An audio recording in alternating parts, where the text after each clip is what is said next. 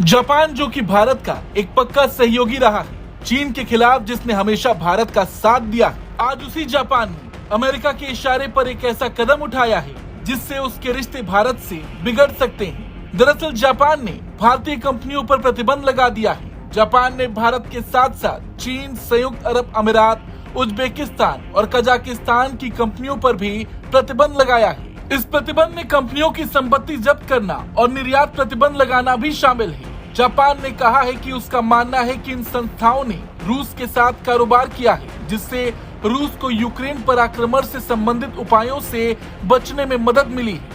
Japan ने ये कदम इस महीने हुए G7 में एक सत्र के दौरान की गई टिप्पणी के बाद उठाया, जिसमें जापानी प्रधानमंत्री फूमियो किशिदा ने कहा था कि उनकी सरकार तीसरे देशों में स्थित संस्थाओं को निशाना बनाते हुए नए प्रतिबंध पैकेज पर विचार कर रही है।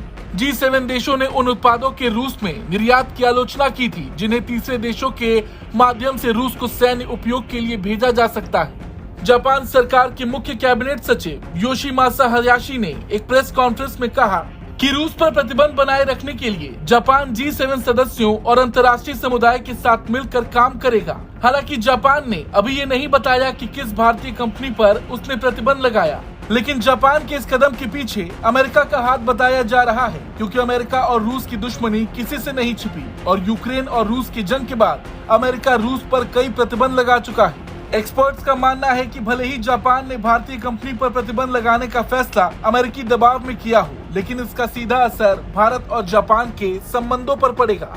जापान और भारत ने पिछले कुछ सालों में काफी करीबी संबंध बनाए हैं और दोनों देशों के बीच कई कारोबारी और रणनीतिक साझेदारियां हुई हैं। लेकिन भारतीय कंपनी पर प्रतिबंध लगाया जाना मोदी सरकार के लिए बहुत आश्चर्यजनक फैसला है। बता दें, 1998 के पोखरण परमाणु परीक्षणों के बाद जापान द्वारा भारत के खिलाफ ये पहला प्रतिबंध है।